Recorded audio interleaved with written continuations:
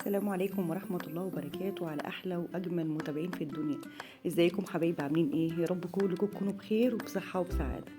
أنا جايبة لكم النهاردة بقى وصفة تجنن بجد، يعني الكل هيعجب بيها. كل سنة وانتم طيبين. احنا في الربيع طبعا بنعمل حاجات مبهجة كده للربيع. هنعمل النهاردة كب كيك بألوان طبيعية، بدون شوكولات، بدون كريم شانتيه، بدون أي حاجة. هيطلع تحفة تحفة بجد، ومقادير سهلة جدا جدا. إن شاء الله الوصفة تعجبكم وتنول رضاكم. ولو عجبتكم الوصفة والطريقة ما تنسونيش باللايك والشير وسبسكرايب للقناة وتفعلوا زر الجرس عشان يوصلكم مني كل الوصفات السهلة والبسيطة المتعودين نعملها سوا مع بعض. ويلا بينا نشوف أجمل كب كيك ممكن تعمليه لولادك ويفرحوا بيه جدا جدا. نقول بسم الله.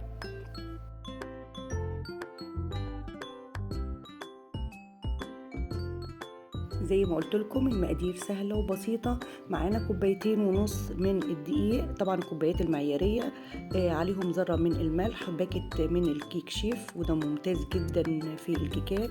معانا كوب الا ربع من الزيت. معانا 3 بيضات، ولو في حجم كبير يبقى بيضتين كفايه، وذره من الفانيليا سايله او بودر. معانا كوب من الحليب او اللبن. معانا كوبايه وربع من السكر الحبيبات. ويلا بينا على طول نبدأ ونشوف هنعمل الكيكة الخرافية الجميلة دي ازاي. طبعا ممكن الكيكة دي بكل سهولة جدا نعملها في الخلاط، وممكن نعملها كمان بالمضرب الكهربائي او المضرب اليدوي، بس انا بحب استخدم العجان، لان انا باخد كل المكونات بتاعتي في قلب البولة بتاعت العجان فبيريحني يعني. في البداية كده أنا نزلت بالكوباية وربع من السكر، زي ما قلت لكم حبيبات، يفضل يكون سكر لونه فاتح، ونزلت عليهم بالثلاث بيضات والفانيليا، وبدأت أنزل كمان بمعلقة من الخل، والخل ده بيديلها الهشاشة اللي انتوا شفتوها في بداية الفيديو والطراوة اللي بتكون فيها. وهبتدي أخفقها فيها كده لغاية لما اللون بتاعها يفتح، وأتأكد تماما إن السكر بتاعي داب تماما كده. خلاص أنا هبتدي بقى أستخدم البولة بتاعة العجان بعيد خالص عن أي حاجة. انا خدت الخليط الفاتح، وزي ما قلت لكم ممكن نستخدم الخلاط، ممكن نستخدم اللي هو المضرب اليدوي، باي شكل من الاشكال هتطلع معاكم تحفه زي ما انتم شفتوها. وبدات كده اقلب المواد الجافه اللي هي عباره عن الكوبايتين ونص من الدقيق، عليهم ذره ملح، والباكت الكيك شيف او البيكنج باودر. طبعا انا كنت نخله الدقيق، ومن سر نجاح اي كيكه عشان تطلع هشه او اي مخبوزات ان انت كل ما بتعملي الدقيق، كل ما بتعديه على مصفى، كل ما بتديكي هشاشه وطراوه. ولو في اي رطوبه في الدقيق او البيكنج باودر بتطلع برضو بالطريقه الجميله دي. هبتدي خدت المقدار كده اللي انا عملته من خليط الجاف، وهبتدي اعديه تاني على مصفى بالشكل اللي انتوا شايفينه ده، او على منخل بالشكل اللي انتوا شايفينه ده. طبعا زي ما قلت لكم انا بحب استخدم العجان، لان انا باخد كل المكونات في بولة العجان فبتسهل عليا كتير. بالشكل اللي انتوا شايفينه هبتدي اخده بقى كده. انا لسه طبعا حطيت كل المكونات وحطيت الزيت، لسه عندي مكون واحد بس اللي هو الحليب. هبتدي اخد المكونات كده اللي هي السايله مع المكونات الجافه، وهقلبهم بطريقه دائريه زي ما انتم شايفين كده بالشكل ده، باي سباتيولا او بمضرب. المهم انه يكون في اتجاه واحد زي ما انتم شايفين. طبعا هنلاقي قوامها تقيل، هنشوف دلوقتي هنعمل ايه. اهم حاجة ان احنا نضربها في اتجاه واحد علشان ما اعملهاش مهبطش الهواء اللي دخلها.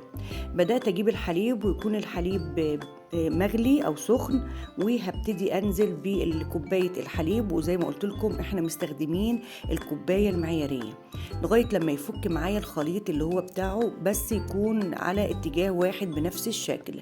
انا هنا استخدمت بقى المضرب اليدوي عشان هو اللي يفكها لي بسرعه، وفي اتجاه واحد وبالراحه كده هبتدي اخلط الخليط مع الحليب بالشكل اللي انتوا شايفينه ده لغايه لما اوصل للقوام اللي انا هوريه لكم ده.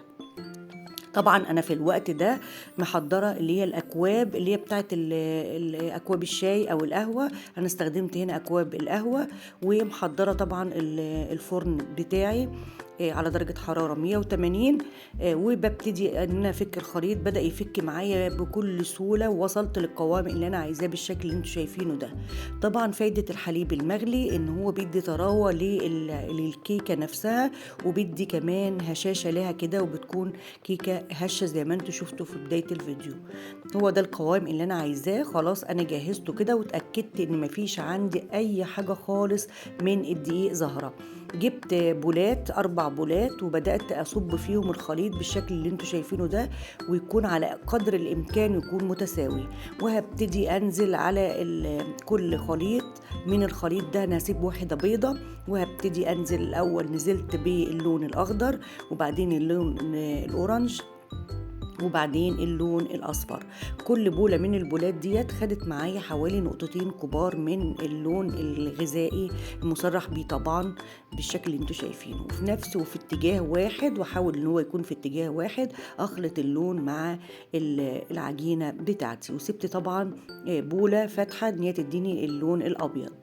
شايفين اللون جميل ازاي ومبهج؟ هي دي الالوان الربيع الجميله اللي بتجذب الاطفال، وبتكون شكلها يفتح النفس كده وجميل. نحاول ان احنا ندخل الفرحه والبهجه على اولادنا بمكونات سهله وبسيطه. وخدت الاورنج برضو، ومع كل مره انا بغسل المضرب بتاعي، وبحاول ان انا احط في اللون اللي بعده اللي هو اللون الاصفر. وعملت كده ال4 بولات: الابيض، الاصفر، الاخضر، البرتقاني. هعمله ازاي بقى؟ لا اما في اكياس تلاجة، او كان عندي انا اكياس اللي هي الحلواني. وبدات حضرت الاكواب زي ما قلت لكم، اكواب القهوه حطيتها في صينيه الومنيوم، وخدتهم عملتهم في اكياس حلواني بالشكل ده. لو مش متواجد عندك، بسيطة جدا جدا، هتستخدمي أي كيس من الأكياس الغذائية اللي هي بتكون موجودة في كل بيت. وبدأت أقص كده الطرف بتاعه، وهنزل بالأول باللون الأبيض عشان يكون في الأرضية كده، واديني اللي هو الأساس الأبيض الحلو بالشكل اللي انتوا شايفينه. هبتدي أوزع في الكوبايات كلها، وبعدين نزلت باللون الأورنج. لازم يكون في كده تناسق في الالوان عشان يديكي في النهايه لوحه فنيه وتحفه كده زي ما انتوا شفتوها في بدايه الفيديو. هنزل كمان باللون اللي هو الاورنج كده في باقي الكوبايات الاكواب كلها بالشكل ده. وبعدين انزل باللون الاخضر. الدقيق جميله وشكلها تحفه، ويعني بتكون غير المعتاده، وبنفس تقريبا المكونات اللي احنا بنستخدمها. وطبعا الالوان دي بتكون عندنا موجوده في كل بيت، سهله وجميله جدا. نزلت باللون الاصفر، شايفين لونه تحفه ازاي، جميل قوي قوي قوي قوي بالشكل اللي انتوا شايفينه ده. طبعا مش هنحاول ان احنا نملي القباط نملاها قوي، علشان طبعا لسه هترتفع معانا في الفرن بالشكل ده. وهبتدي اخبط عليها، وحطيتها في صينية ألمونيوم بالشكل ده كده عشان اطلع اي فقاقيع هواء تكون فيها. وهبتدي احطها على الشبكة في النص. هتاخد حوالي 25 دقيقة، واوريها لكم اول ما تطلع. وادي شكلها تحفه اول ما طلعت، انا ما استنيتش عليها، هفتحها لكم وهي سخنه. قد ايه شكلها جميل ومبهج وروعه، وهتعجبكم جدا جدا. لا هتستخدموا فيها لا شوكليت، ولا هتستخدموا فيها كريم شانتيه. هتكون جميله جدا وسهله وبسيطه، وفي نفس الوقت شكلها والوانها مبهجه كده تفتح النفس. اول ما تقدموها تنفع في الاعياد، اعياد الميلاد، تنفع كده في المدارس. لو اولادنا رايحين مدارس ياخدوها معاهم في اللانش بوكس، جميله جدا بكل سهوله وهي لسه سخنه. انا هبتدي افتحها لكم كمان اهوت. شلت من قصيت القب بتاع القهوه، وبدات اخرجها كده زي ما انتم شايفين. هتخرج معاكي بكل سهوله، مش هتبقى لازقه ولا اي حاجه، بس عشان انا ما استنيتش عليها ان هي سخنه، بس طلعت معايا عادي، ما فيش اي مشكله. هي خرجت معايا بكل سهولة، يعني شايفين شكلها يعني تحفة جنب كوباية شاي على الحليب كده. روعة روعة روعة، جميلة، وملمسها قطني وجميلة جدا، وهشة وطرية قوي، حلوة قوي قوي قوي. شايفين يا حبايب قلبي؟ جميلة جدا جدا. هوريها لكم كمان من جوه، هنفتح كمان واحدة واوريها لكم من جوه عشان تشوفوا الالوان متناسقة ازاي مع بعض.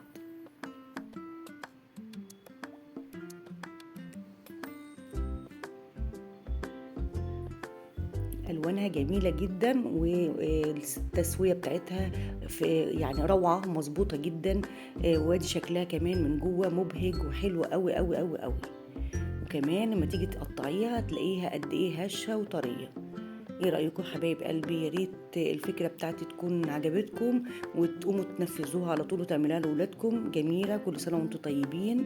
وايه رأيكم حبايب قلبي في الوصفة دي؟ يا ريت تعجبكم، ولو عجبتكم الوصفة ما تنسونيش باللايك والشير وسبسكرايب للقناة وتفعلوا زر الجرس عشان يوصلكم مني كل الوصفات السهلة والبسيطة المتعودين نعملها سوا مع بعض. واقول لكم ايه، توحشوني من الوصفة دي الوصفة الجاية. وشوفوا وشكوا على خير في فيديو جديد، وصفة جديدة. السلام عليكم ورحمة الله وبركاته.